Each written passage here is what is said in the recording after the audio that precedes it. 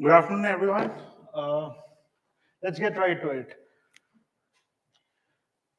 Look at the screen here where there's some C# code being edited inside Visual Studio.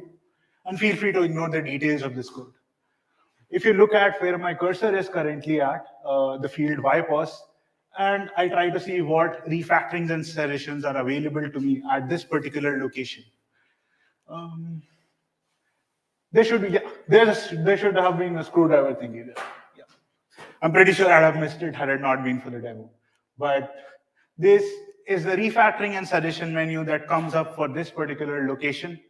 You see there are about 8 odd suggestions here coming in from multiple different static analyzers and code fixers in the IDE. One of them suggests me to convert this to a full property. Another one says I could replace this field by post with methods. But for me, as a user, when I'm editing code, I don't think I have the patience to evaluate each of these options every time I need to find if there's something actually useful for me. That's a lot to take in, right? These suggestions inside IDs today are primarily based on the spatial context of the code. The spatial context is essentially the code that immediately surrounds the user's current cursor location. There are multiple static analysis and AST pattern matching utilities that get added to the IDE from time to time. And these have these rules that act upon the spatial context to lead to suggestions for the user. Here's one such spatial rule. Here I have the spatial context conveying that I'm at this field ypos, and there's this rule that suggests me that I could add a corresponding parameter and then initialize this field in the class. Another similar rule acts on the same spatial context and suggests that I could replace this with a method, and so on. What we eventually end up with is a list like this of multiple options, and has to be now hidden in a menu in the IDE. Across multiple user studies, we found that there were actually users who didn't even know that these refactorings existed in the IDE. This is something we call the low discoverability problem. So with just the spatial context, we seem to be lacking this understanding of what the user might actually want and tend to overwhelm them with these possibilities of suggestions that we have with us. To bridge this gap, we need some additional signals as well. So I am at this code version with these many options available to me. But what if I told you that right before we started this talk, I just went ahead and added this property ypos to the class and now moved to the cursor? If you take a look at the menu again, there's actually something that could have helped us here. This sense of what the user recently did is something we call the temporal context of the code. Contrasting with these spatial rules we had earlier, these new rules would take in the spatial context that I am at this constructor parameter list and the temporal context that I just recently added this field. And using these two, they put together a strong signal that I might go ahead and add this property, add this parameter to the constructor and initialize this field. Inspired by the benefits of what the temporal context had to add, we actually went ahead and experimented with a few refactorings inside Visual Studio. We hard-coded the temporal context on top of them, and this is what it looks like. So I started by adding this new field, as I mentioned, ypos to the class. And once I've done that, I navigate to the constructor parameter list. And as soon as I am at the end of this parameter list, I'm actually prompted with a suggestion, which actually you can see in the gray text that prompts me to add this corresponding parameter and initialize this field.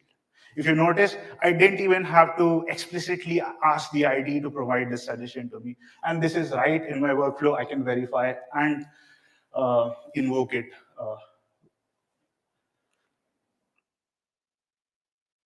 So we went ahead and released these refactorings in Visual Studio under the IntelliCode plugin. So not just me, any of you can try these out for yourself. The response we received for these refactorings was actually quite overwhelming for us. There was a four-fold increase for these refactorings that actually already existed in Visual Studio. To quote one of the users who went to Twitter and shared their feedback with us, these IntelliCode suggestions they received were almost magical for them. That's exciting, right? So how do we do it? We understand the user's editing behavior patterns right before they make a change that is of interest to us. And using these patterns that we identify, we encode these into rules. But when there was this massive increase in the usage of these pilot refactorings, there was also a demand of these rules for other refactorings that were there in the IDE. Here's a catch, though. There are over hundreds of these refactorings in Visual Studio, and it was not as easy as we thought it would be to scale them. To give you some context, pun intended, when we tried to get these rules out, different users did the sequence of edits differently. So for a single pattern, there were multiple ways and variations that the user could do the change, which was difficult to keep a track of. Moreover, for each pattern that we recognized, what we had to deal with was these multiple corner cases and entry points to the refactoring, which were difficult to maintain. To give you some context, again, the refactorings we initially shipped, the two refactorings actually took us more than 800 lines of code to implement. I think we agree that it's not feasible to scale these manually. So the question really boils down to how do we automate the learning of these rules? This is exactly the question we try to answer using Overwatch. Overwatch, starting from traces of ID sessions of real users, tries to mine this temporal information and learn these rules we call edit sequence patterns for common user editing actions. These edit sequence patterns have these temporal and spatial constraints that help us predict the next edit in the sequence given the previous ones. The entire technique here has two major steps to it. We'll start with them one by one. The first one is how we mine and cluster examples of common editing sequences from users editing data. For example, one such sequence could be the user inserting a field, inserting the parameter, and inserting the initialization assignment. Let's take a look at what this input data actually looks like to understand this better. The traces of an ID session are essentially the sequence of syntactically correct versions of document that a user creates in a setting of development. These traces we have as input for Overwatch are actually quite fine-grained. To give some numbers, user in our data tends to generate hundreds of these versions in an hour of development. So let's take a look at an example. The user has this class node here. When they start, they go ahead and add this public string ID field to the class with an empty block, then go and add a get, then go and add a setter, then move to the constructor, add this parameter string ID, and initialize this newly added field. Another user who tries to do something similar, but does it slightly cleverly, they copy the field that was already there. They then go ahead and change the name of this field. Then they add a corresponding parameter, and eventually again initialize the field that they added. So we see that different users actually go about doing the same high-level change differently. So the challenge here is to be able to extract out these underlying high-level changes and be robust to the variations and noise that there is in the data. For example, in these particular traces, we should be able to extract this high-level pattern of inserting this field, parameter, and assignment, as we talked about. The data that we have tends to be very fine-grained at times. The user in this example actually starts from V0 and at V3 ends up adding a property with a get and set. Here.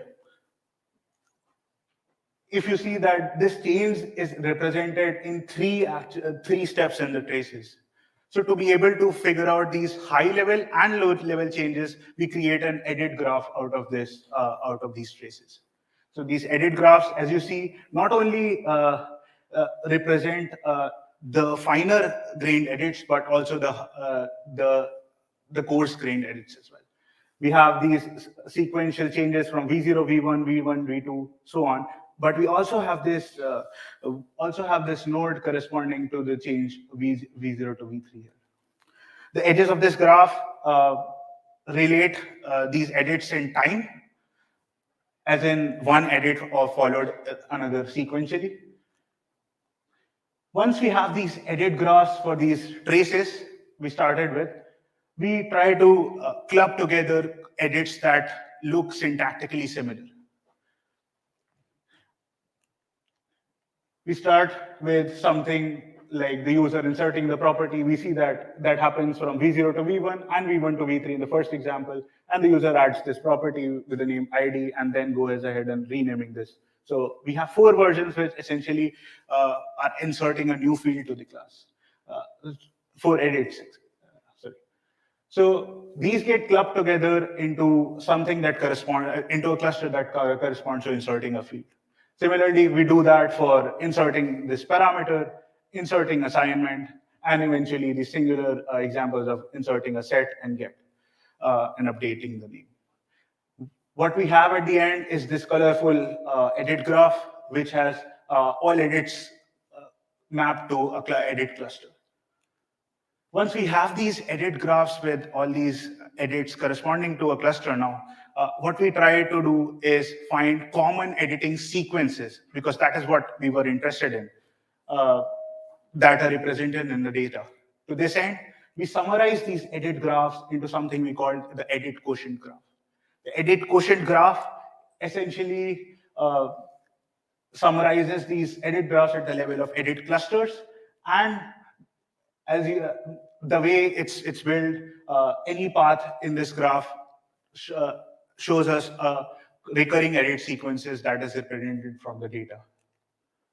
Once we have this edit quotient graph, if I travel along a path in this graph, that would lead me to a recurring pattern that users actually perform in the data. Here, this pattern could be inserting the field, inserting the parameter, inserting the assignment. Walking on this path, we have these examples that correspond to this pattern that we got from the high-level changes in the path. So we see that there are 3 edits in each of these examples, each corresponding to one of those 3 steps in the pattern that we got. So awesome. We have these examples of changes that users frequently do in the data. But to be able to predict the next edit using these examples, we actually need to learn these edit sequence patterns that are executable and can predict the next edit.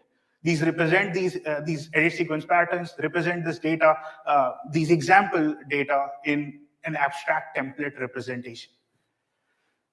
Let's look at what this representation looks like. Here we have an example of an edit template that corresponds to the user inserting a field. We have these holes in the template that correspond to placeholder entities which can be replaced by a finite sequence of nodes to get a concrete edit. These holes we see here are constrained by some unary predicates that we have for each hole. For example, hole 1 could map to the type of the field being added and must be of kind type. And the whole two here is a field name and must be an identifier. But to be able to predict these future edits in the sequence, we must map this temporal information across these edits. To do this, we introduce binary predicates into our representation.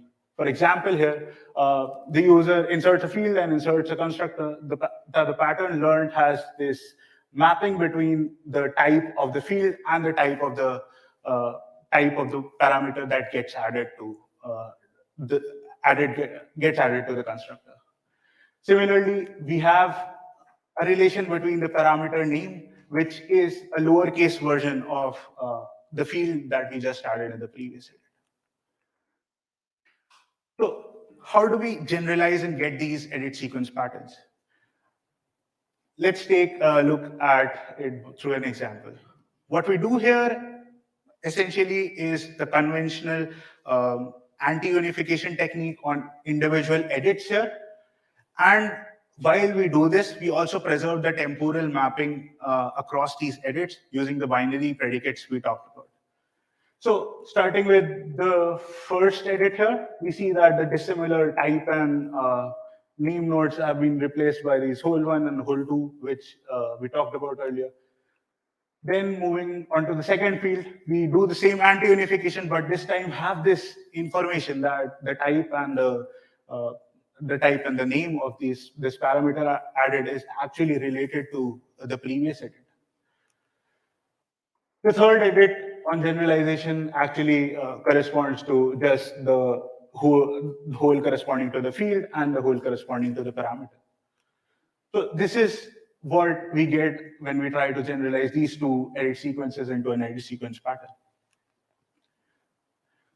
When we have multiple of these edit sequence examples that we saw earlier, we do an agglomerative hierarchical clustering of these and go on generalizing them in form of a dendrogram. We start with these examples as leaves of the dendrogram and eventually pick the two closest pairs based on a cost heuristic that tends to minimize the information loss at each step. We do this repeatedly to eventually end up at the root of this dendrogram. The intuition here is that the edit sequence patterns towards the root of the dendrogram are actually the most general ones, and the ones towards the leaves of the dendrogram are actually the most specific ones. Let's take a look at the second generalization we just did in with the sequence example sequence we got out from the first generalization and the third example we have here. So if you take a look closely, even though it conforms to inserting an edit and a parameter and a field and assigning a field, this does not conform to how we imagined these related changes to look like. We see that the parameter being added is actually not related to the previously added edit. And similarly, we see that this expression is actually a function call now. So what we end up with is, on generalizing them, what we end up with is a template that actually is these edit sequence template that is actually not usable. As we see, these whole 9, whole 10, and whole 11 in this representation cannot be predicted from my previous edits now. These are not bound by binary predicates from the previous edits. So the conclusion we reach is the most general edit sequence pattern might not be the most useful. Thus, we go on to rank and filter these edit sequence patterns at varying levels of generality, as we saw here, and based on the predictive performance that they have on our training data. Moving on to the results, now that we know what we do to learn these patterns. There are actually 3 research questions we want to answer in our experiments. The first is, how efficient are these edit sequence patterns in actually predicting these temporal edits in the wild? And do we in fact learn some useful programming tasks from the data that we have? And the third, how do we compare against any other baselines that there are. The training data, we learned these edit sequence patterns on is 135,000 versions of documents. These are C# documents collected from across 12 professional developers and amount to around development time of 250 hours. Talking about the efficiency, in the best configuration and cross-validation, we perform at a precision of 78% on the test set, a relative recall of around 36%, and an F3 score of 70%. F3 score is essentially a metric to combine these precision and relative recall while giving more importance to precision. As for the programming tasks we learned, on qualitative analysis, we actually find out that there are about 51 useful patterns that we learned from Overwatch that can be deployed in practice as well. We see that 17 of these 51 patterns are actually existing refactorings in Visual Studio. They correspond to these existing refactorings. And we learned 34 new patterns that actually did not even exist as a tool support in Visual Studio. Well, comparing with a couple of baselines that do something similar to what we are trying to do with Overwatch. The first up is contextual code changes via path operations, C3PO, which tries to predict these next edits based on a code snippet based on the previous edits on the same exact code snippet. C3PO restricts the kind of edits it can model, and that amounts to a majority of our training data. At the end, when we try to fine-tune C3PO with our training data, we end up with a precision of around 10.5% on the test set. The second one is our own work, Blue Pencil, which aims to learn repetitive edit changes inside IDEs from the user in an online setting. Using these programs that are learned from the user in the current session, they try to predict next edits. We see that this works well in an offline setting, but online setting. But when we try to compare it with Overwatch in an offline setting, the Blue Pencil DSL does not scale well when we try to represent general programs that could be common across users. These are very specific programs to the current user. So we do not find these transformations at the right level of abstraction. To summarize what we talked about, we present Overwatch, which aims at learning these edit sequence patterns. We see that these patterns actually help in predicting edits using both the temporal and spatial context. We see that we learned some useful patterns, or 51 from these 12 developers data that we have. And finally, that we actually go about shipping these patterns that we learned in Visual Studio. So if you like, please try it out, and we'd love any feedback that you have.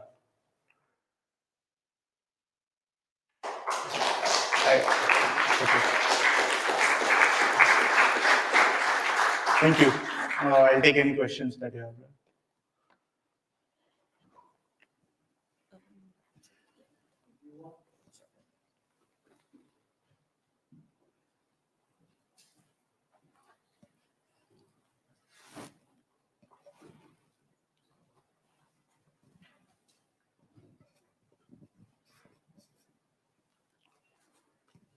Hi, great talk. So I had a few related questions.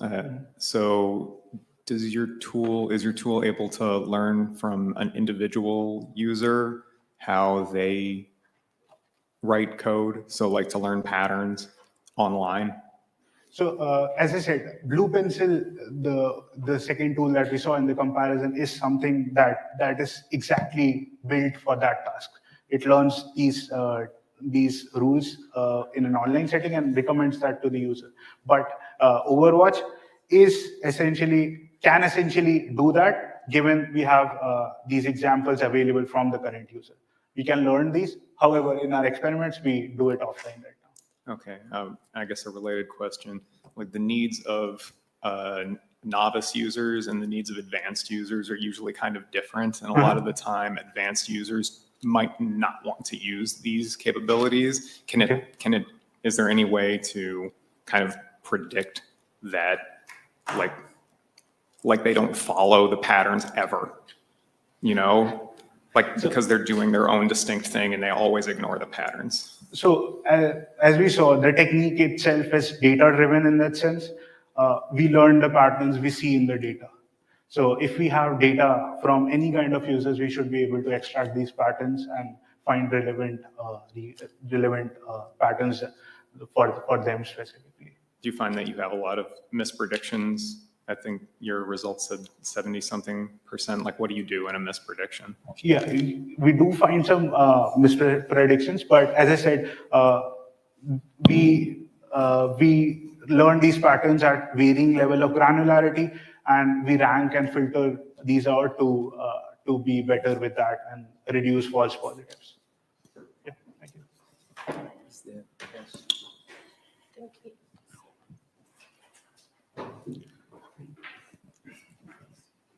I'm wondering how this compares to sort of large language model-based approaches like Copilot. Sorry. I mean, how does this approach compare to like large language model completion approaches like Copilot? I see. Yeah. So if you think about it, these are actually complementary approaches. These large language models are actually, for example, Codex. I think you mentioned Codex, right? Yeah. So Codex, in its native format, just looks at the spatial context we talked about. It looks at the current version of the code and tries to predict what the user might want to do next.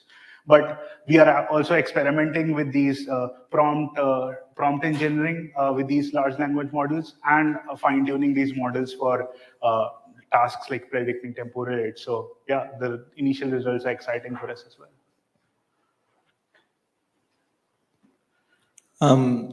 I was wondering if you could go into more detail about how you make the partitions of what's considered an edit. Do you like do it at the character level? Do you do it at like a line editing level? Like when you're building the graph, I think in slide 16. Okay.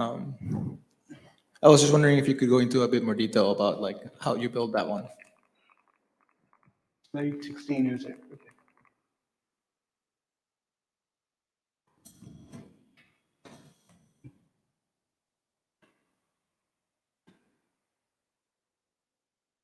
This is the one. Yeah. So so what we have here, so we cluster these edits based. So there are two essentially